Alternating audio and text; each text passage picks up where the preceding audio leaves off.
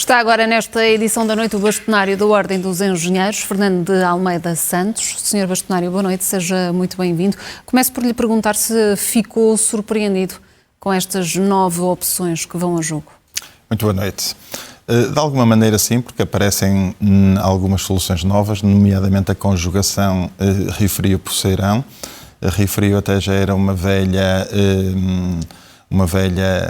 conversa, entre aspas, uma antiga já chegou a estar posição. Incluído, foi retirado. Que vantagens é que pode esta solução trazer?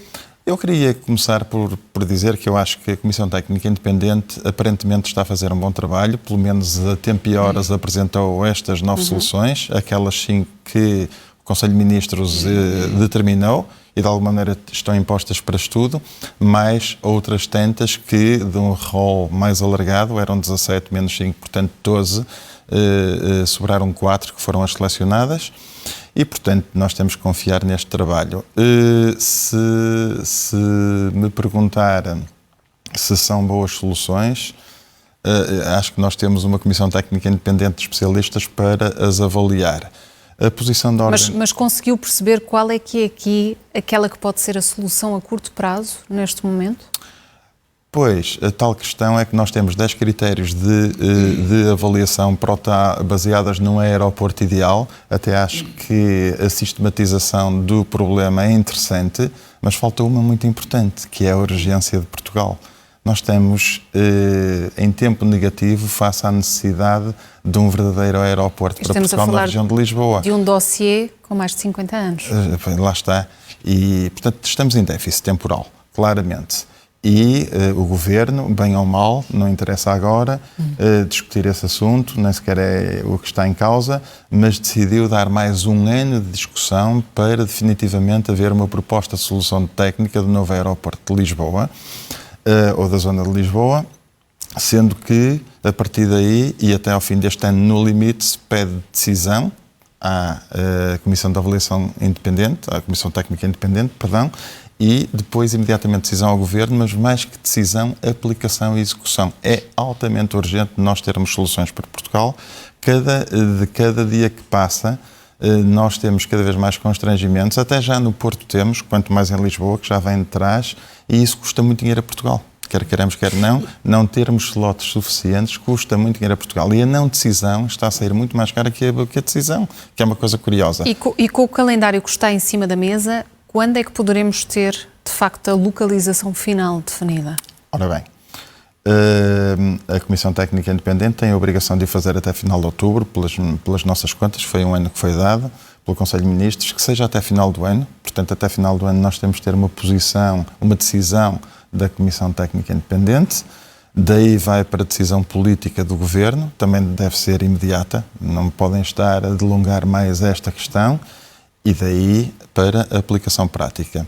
Eu tenho algum receio, isto como um engenheiro, como bastonário e até como cidadão, que o facto de haver tantas imposições burocráticas, eu bem sei que são impositivas porque nós temos que atender à sustentabilidade, ao ambiente, mas nenhuma destas soluções vai deixar de ter impacto ambiental e, portanto, nós temos que perceber que muitas vezes é mais importante o interesse público e temos que decidir, e alguns impactos haverão sempre, mas nós não podemos correr o risco de termos mais prazo administrativo do que da própria obra.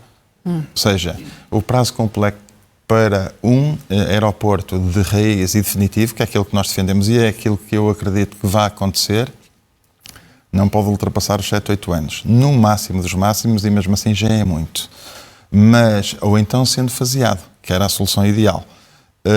Mais do que isso, nós temos que ter aqui soluções de curto prazo. E não me parece, primeiro, nem sequer estamos a atender às necessidades absolutas e urgentes do aeroporto Humberto Delgado, que já devia estar em obras de pelo menos aumento de capacidade e melhor fluxo interno de pessoas. Está também em déficit e andamos sempre a delongar todas estas necessidades, as de curto prazo, as de médio prazo e as de longo prazo. Foi hoje noticiado também que o LNEC recebeu com atraso as verbas para o funcionamento desta comissão. Isso pode contribuir também para uma derrapagem, mais uma derrapagem dos prazos?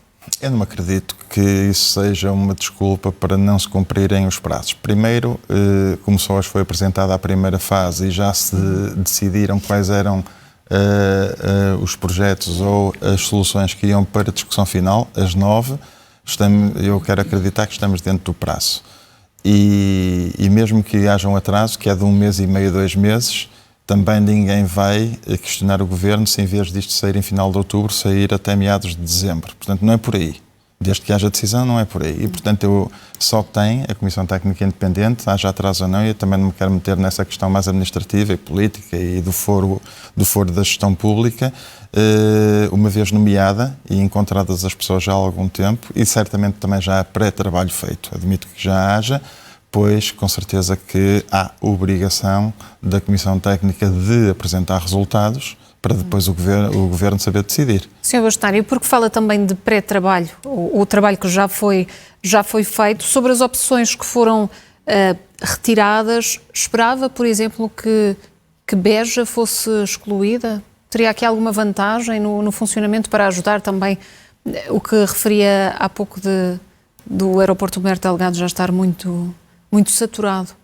Vamos lá ver, um dos critérios que existiam é a distância, a localização e o acesso rápido a Lisboa. Nós temos que perceber que há dimensões regionais e dimensões nacionais. Este aeroporto que se pretende para Portugal tem que ter uma dimensão nacional e tem que ser um hub. Sem prejuízo de serem estudadas várias localizações. Portugal é um país com 90 mil km², pouco mais, e com uma centralidade em Lisboa, num país de 10 milhões de habitantes, e se nós compararmos, por exemplo, e se nós quisermos comparar-nos a Madrid, que é o nosso aeroporto nacional mais próximo e que compete diretamente com Portugal, nós temos claramente de ter um hub. O que é um hub? É uma plataforma que permita um fluxo de voos em transposição da Europa para a África e América e vice-versa, naturalmente, e, portanto, para isso temos de ter uma grande infraestrutura de raiz. Isso é aquilo que a Ordem dos Engenheiros, em conjunto com a Ordem dos Economistas, já veio defender em finais do ano passado. Portanto, por aí, essa é a solução definitiva. E, por outro lado, também temos que ter o acesso rápido, seja de negócios, seja de forma corporativa e até de turismo. Não me parece, sinceramente, que uma localização por mais alta velocidade que se fizesse por função da aeroportuária, que demora mais ou menos 1 hora, seja a solução para Portugal. Mas quem tem o processo e a liderança do processo é a Comissão Técnica, e ela própria determinou que essas soluções não eram úteis dentro dos parâmetros que definiram para o tal aeroporto ideal.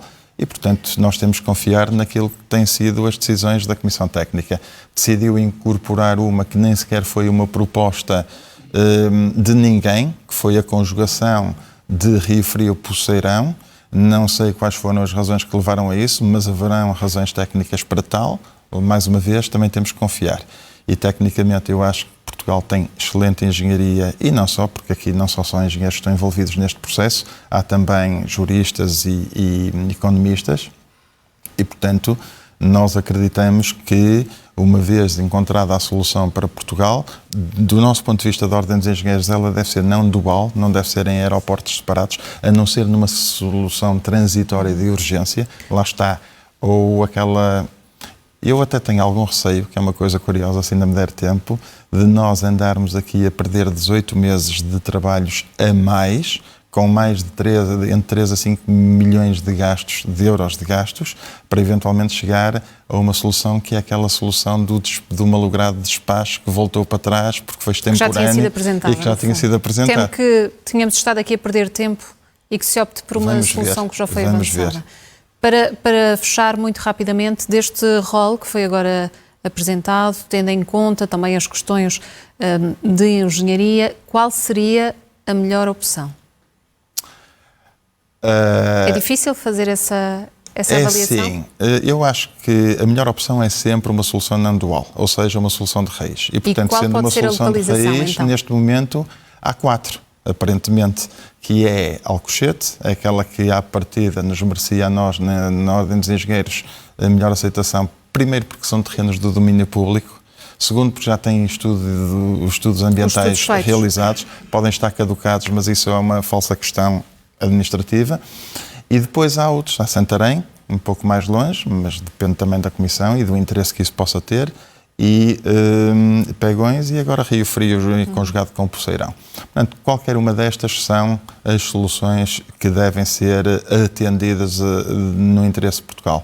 Claro que se me perguntarem à partida qual daquelas está melhor colocada, é que vem de trás e que já foi manifestamente estudada, pessoalmente, e aqui não sei, não posso dizer isto como bastonário, mas pessoalmente, talvez Alcochete. Mas podem existir soluções que, do ponto de vista do critério, suplentem o interesse e aquilo que está perspectivado para Alcochete, e eu também não quero dizer, nem posso dizer, nem acredito sequer nisso, que não acho despeciente estas novas alternativas. É porque são válidas. E Santarém, como também foi mantido, também será válida. Portanto, o que importa é que Portugal seja competitivo e que isto seja resolvido quanto antes. E que o processo seja resolvido de forma célere e urgente. Senhor Bastonário da Ordem dos Engenheiros, boa noite e obrigada pela sua presença nesta edição da noite.